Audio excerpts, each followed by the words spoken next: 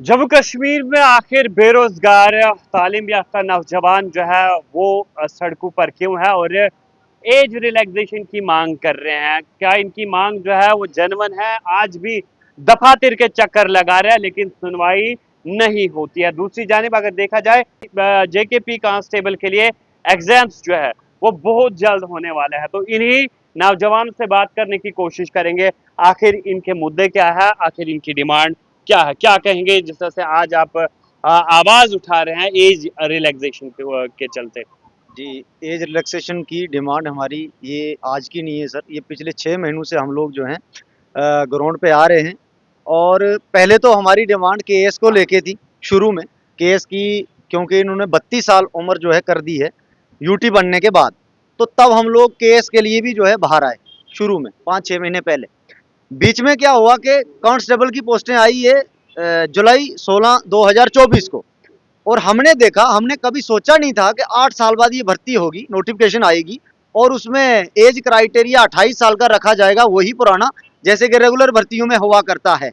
तो हम लोगों ने जब देखा कि भर्ती आई, नोटिफिकेशन आउट हुई, फॉर्म लग रहे हैं और एज क्राइटेरिया 18 से 28 का है, तो पूरे जम्मू कश्मीर के अंदर जो युवा वर्ग है उसमें एक चिंता की लहर दौड़ पड़ी।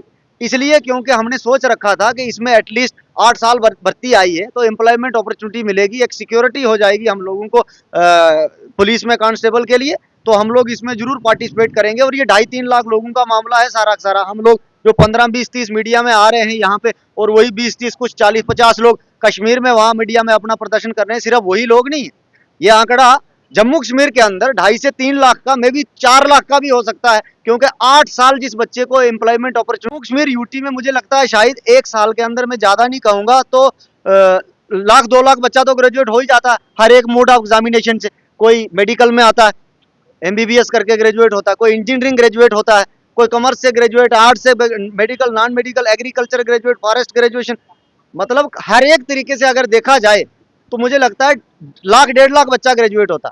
और आप अंदाजा करिए 2016 से लेकर 2024 तक कितने ग्रेजुएट बच्चे होंगे जिनको पुलिस कांस्टेबल में अपॉर्चुनिटी नहीं दी गई 8 सालों में। फिर तो 8 लाख होना चाहिए, लेकिन फिर भी हम कह रहे हैं 4 लाख, क्योंकि कुछ हो सकता है बच्चे फौज के अंदर चले जाते हैं, सीआरपीएफ, बीएसएफ, आईटीबीपी, है ना। तो अब हम लोगों का मामला ये है एज रिलैक्सेशन का जेकेपी कांस्टेबल की ऑनगोइंग रिक्रूटमेंट में, जो के प्रोसेस में आई 16 जुलाई 2024 से, और 1 दिसंबर को इसका पेपर जेकेएसएसबी ने डेट निकाल दी है। हम लोग एलजी साहब से लेके और इलेक्टेड गवर्नमेंट तक और इलेक्शन से पहले जम्मू डिवीजन के सारे नेताओं के पास और कश्मीर डिवीजन के सारे नेताओं के पास कोई दरवाजा हमने नहीं छोड़ा। लेकिन क्या क्या उम्मीद है जो सरकार नई बनी है? उम्मीद सर, हम लोगों का एक एज रिलैक्सेशन को डेलीगेशन जो है वो सीएम साहब के पास कश्मीर में मिलने गया था। वहां पे उन्होंने आश्वासन दिया था, एक ट्वीट करके जो है आश्वासन दिया था एक्स पे, कि इसमें हम लोग चर्चा करेंगे और बहुत जल्द एज रिलैक्सेशन के साथ एक आउटकम देंगे बच्चों को। यहाँ से एग्जाम्स की डेट भी आई है और चर्चा चर्चा कब होगी? उस ट्वीट के बाद एग्जाम डेट आ गई जेकेएसएसबी की। इट मीन्स के जेकेएसएसबी को सीएम साहब ने शायद कन्वे नहीं किया होगा फिर इसके मसले में। इसलिए हम लोग आज फिर मीडिया में आए, यहाँ प्रेस कॉन्फ्रेंस करवाया हमने, जिसके माध्यम से हम सरकार तक और एलजी एडमिनिस्ट्रेशन तक अपनी आवाज पहुंचाने की कोशिश कर रहे हैं कि इस आने वाले एग्जाम को कम से कम या तो रोका जाए, और अगर रोकना नहीं है तो तत्काल समय में हम लोगों को एज रिलैक्सेशन दी जाए। क्योंकि 8 सालों में रिक्रूटमेंट अगर नहीं हुई है, आप चेक करके देख लीजिए, अगर 2016 से लेकर 2024 तक डिस्ट्रिक्ट जिस रिक्रूटमेंट में पार्टिसिपेट कर सकें, ऐसी पुलिस कांस्टेबल की कोई रिक्रूटमेंट अगर हुई है तो हम ये मंच छोड़ के चले जाएंगे। हम कभी क्लेम नहीं करेंगे कि हमें एज रिलैक्सेशन चाहिए, या ये भर्ती 16 के बाद 17, 18, 19, 20, 21, 22, 23 होती तो भी हम लोग जो है कभी भी यहाँ ना आते। भर्ती 8 साल लेट है सर। जम्मू कश्मीर के अंदर प्राइवेट सेक्टर इतना है ही नहीं, सारे लोग जानते हैं।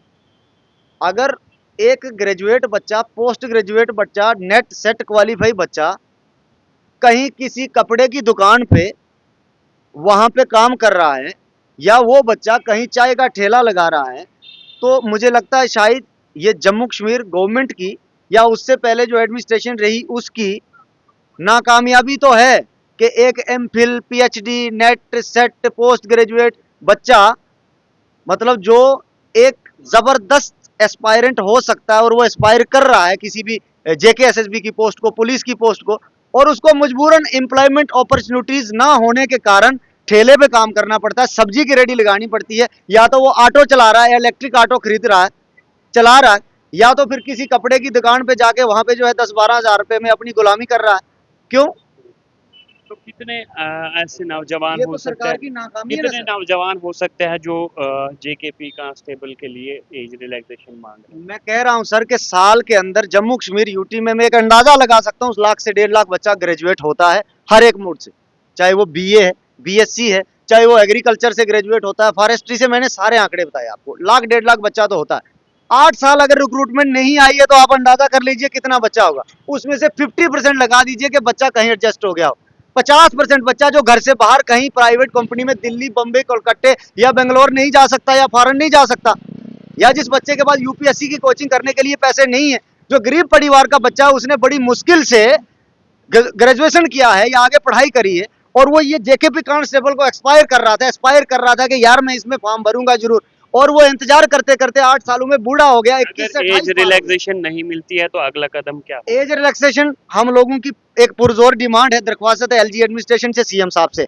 अगर हम लोगों को एज रिलैक्सेशन नहीं मिलती है तो हम लोगों के पास 2 रास्ते हैं। एक तो हम कोर्ट का दरवाजा खटखटाएंगे, इस पूरी रिक्रूटमेंट को स्टे कर देंगे, और दूसरा यही बैनर लेकर के एलजी साहब के ग्राउंड के बाहर, जहां एलजी का दफ्तर है, उसके बाहर, वहां पे रोड पे बैठ जाएंगे, खाएंगे पुलिस की लाठियां, मार दे, हमें जेल में डाल दे, हमारा बाहर क्या काम है फिर? इसका मतलब हम लोग हैं ही बेकार, जब लोग हैं हम बेरोजगार लोग हैं हम, है ना? तो रोटियां तो फ्री की घर वाले अब दे नहीं रहे हमको, है ना? तो वहां पे करेंगे एजिटेशन, प्रोटेस्ट करेंगे, अपना आंदोलन करेंगे, खाएंगे लाठियां, बैठेंगे उधर ही, बोलेंगे डाल दो हमें जेल में, खाएंगे उधर ही गवर्नमेंट की रोटियां, फिर उसी बहाने से और क्या हो सकता है हमारा? नहीं तो हम लोग जो डिजर्व करते हैं, पढ़ी लिखी कौम है, सारे बच्चे पढ़े लिखे हैं, कोई ग्रेजुएट है, पोस्ट ग्रेजुएट है, नेट सेट क्वालिफाई लोग हैं हमारे पास। नहीं अगर आज तक किसी गवर्नमेंट जॉब में सेलेक्ट हुआ कोई बंदा, क्यों नहीं अगर केएसआईएस की कोचिंग कर सकता एक गरीब परिवार का बच्चा, अगर पुलिस कांस्टेबल की नौकरी और उसमें सिर्फ मौका मांग रहा है जो 8 सालों से तुमने नहीं दिया है, तो वह क्या सरकार की जिम्मेदारी नहीं बनती है?